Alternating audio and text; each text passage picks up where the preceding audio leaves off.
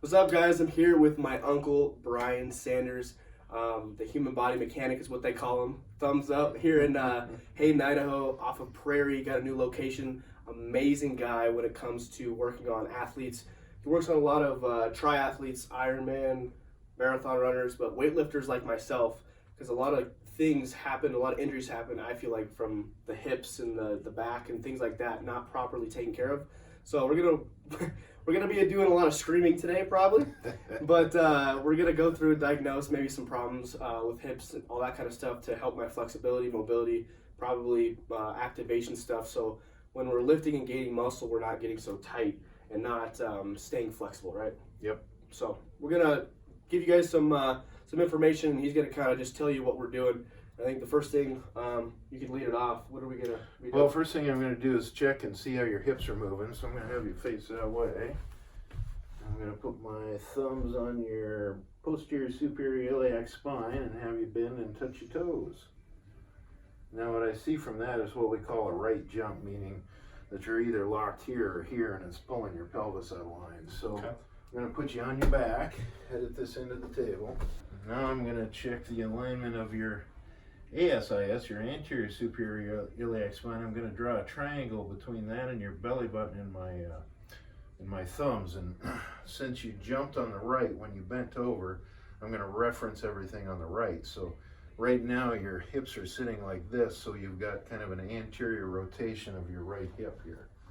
So to cure that, I'm going to have you barely lift your leg right here. I'm putting your hip into loose pack, which means kind of the middle of the joint. And have you do a 6 to 8 second contraction, relax, about 3 times, right there, lift, hold, relax, and once more, and relax. So now when I recheck, you're all lined up. Perfect. So over on your tummy. Okay, now I'm going to check your ischial tuberosities and see how they are, and they're pretty symmetrical, so I don't need to do anything there. Now I'm checking your inferior lateral angle of your sacrum. My left thumb hits first. Then I'm checking out your sacral sulcus, which is just right off your SI joint here, and your left one is deeper. So what that means is you've actually got a side bent sacrum. So I'm going to have to unbend it. So putting my hand on your sacrum, and I'm having you take 3 deep breaths. And as you breathe out, I'm spinning the sacrum back clockwise.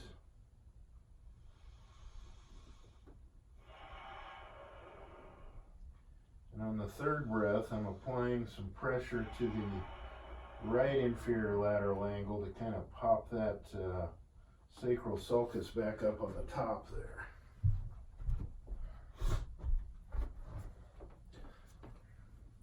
So that evened out, and that came back up. So now I'm going to check the alignment of your L4-5 lumbar vertebrae and work my way up the lumbar. And in neutral, you look perfect. So let me have you come up on your elbows.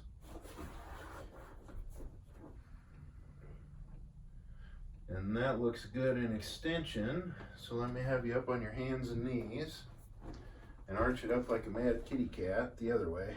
Oh, yeah. There you go. And that looks good in flexion. So good. Okay, go ahead and lay flat on your tummy. So now I'm going to check the calf sensitivity, and you're jumping a little bit. Looks like you're getting a little girth back there. Good. Okay, so what I'm going to do here is I'm pushing right down on the top of your sacrum to open up your L5-S1 area, which will take the pressure off the nerves that go down to your calves. And I'm going to hold it for about 2 minutes, and that will give you some relief until gravity comes back and rears its ugly head and makes you squish back down. So, but you usually get a few, 3 or 4 or 5 days out of it anyway. That'll help keep those signals going. Yeah, using an inversion table will help keep this open, but You don't want to hang completely upside down for the stretching part. For doing exercises and blood flow and stuff is fine, but to open up the vertebrae here, you only want to go about 10 to 15 degrees just to help create some space. If you go much more than that, your body kind of fights itself and it's hard to get a good stretch out of it. You know, you can hold that pose on the inversion table for 3 or 4 minutes probably is plenty. Yeah, and again, if any of the stretching stuff is super painful, then I kind of have to readjust and check some things because this should just be kind of uncomfortable at worst. So now I'm just gonna take my elbow and check out your hamstrings real quick.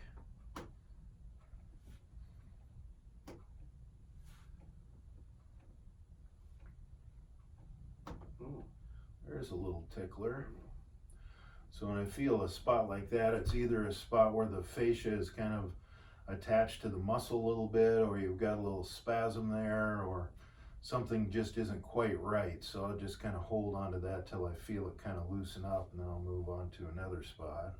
I'm going to check around your ischial tuberosity where some of those hamstrings are attaching. So check out the glutes a bit here.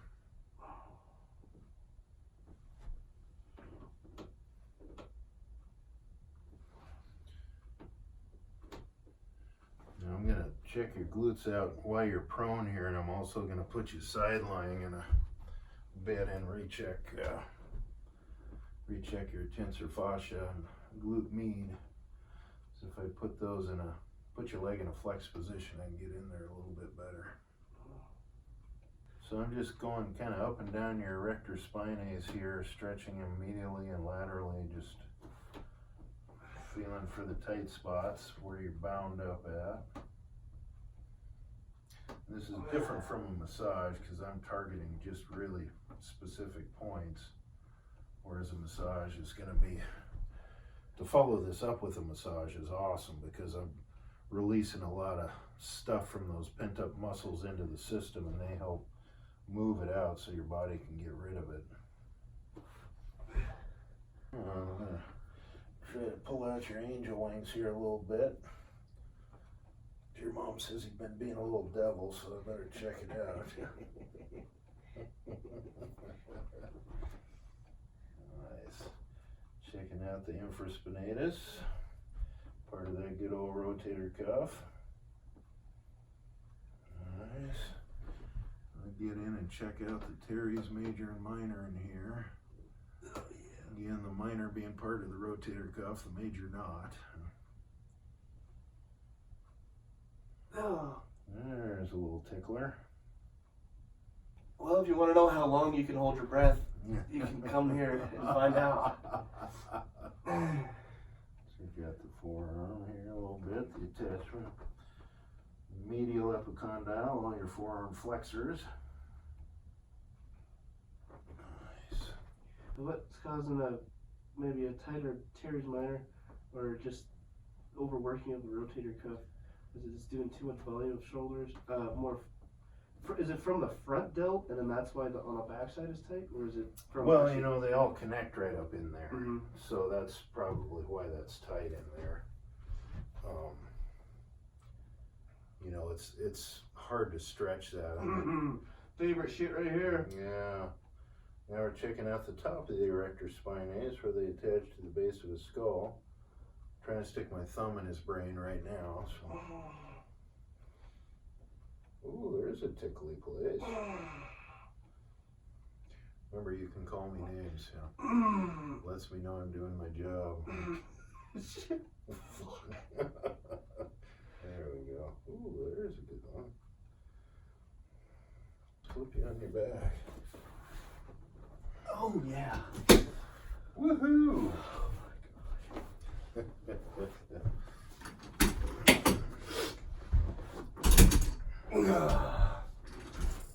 Oh, you're gonna get me on this one. I already know what's gonna happen right now. I'm just checking wrist flexibility and hand flexibility here. My extensors. Yeah, check out the forearm extensors here on the Lateral epicondyle. They appear to be a little tight.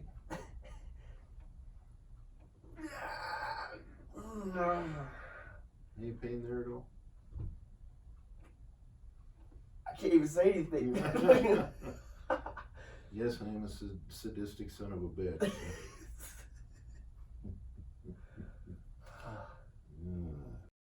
Check that acunius, one of those little rotator muscles in the top of the forearm there. Just checking where that biceps tendon kind of comes through there and that anterior delt. Nice.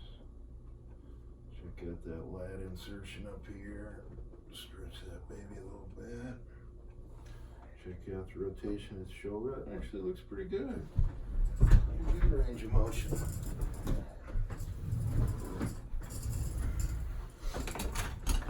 Which I see is super important with, if we're talking from a bodybuilding perspective, because you have to have the rotation of the shoulders to be able to propose, the right way. Yep. A lot of times people will look smaller and not just round or whatever, wide, because can't get that rotation, Yeah, because if you don't get the rotation at your shoulders, you try to get in your elbow or somewhere else, and then you end up with tendonitis and all sorts of things like that. So now we're gonna see how his psoas is, which is your tenderloins along the inside of the backbone. So we're going deep inside Austin here.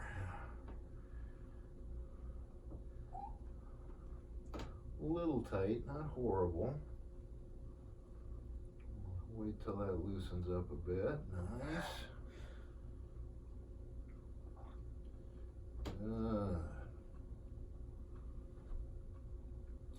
Check out the iliacus on the inside of the hip there. That's pretty good. Check out the insertion of that psoas, iliopsoas down in on the top of the femur, a little tight.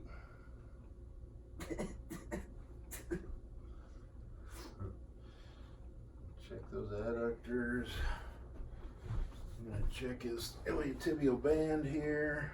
That looks good. Good flexibility on the groin. Now I'm just doing this kind of rotational stretch. Block the hip away from you and scoop the away shoulder and just pull them apart. Once in a while you get a little snap crackly. Although that's not the intent, it's just a byproduct. I don't want to make the chiropractors too excited and think I'm trying to steal their job here. They do a much better job at it than I do. Nice stretch. Oh, and this is kind of I just call it a traction stretch. I just put my fist under his spine and kind of gently rock back and forth. Some people like to call it the Volkswagen Stretch because it's kind of like you have a Volkswagen on top of you. Once in a while you get a snap crackly, but that's not the intent. Just kind of mobbing that spine a little bit. Well, let's see how we did. Hell yeah. Yeah, see, you're taller now. Go ahead and bend. And no jump this time. His hips are moving like they're supposed to. All right. Heck yeah. All right, guys. So that's what we ended up doing. A lot of great content, obviously. A lot of great vocabulary showing exactly where at. I'm going to post up all of Brian's information in the description box of where you can find him, contact info, all that kind of stuff. Like I said, a great resource for athletes, triathletes, Ironman, honestly, power lifters, honestly, anybody. If you're like a stay-at-home mom and you have issues with whatever, like back problems, or maybe there's certain things that you have imbalances that people don't realize that affect literally everything. Right. And so that one little tweak or coming in and fixing that could potentially have you doing things again that you weren't be able to do, like bend it over a certain way to pick up certain weights or something like that, right? Yeah. So I'm gonna put all that stuff in the description box. Anything else?